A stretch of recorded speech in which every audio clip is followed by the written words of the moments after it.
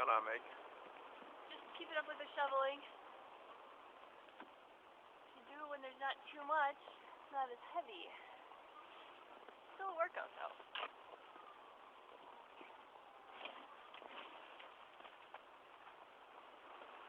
The trees are losing their branches. The winds pick up.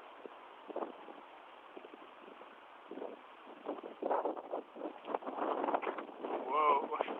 Yep, it's windy out. Good day to stay home and have a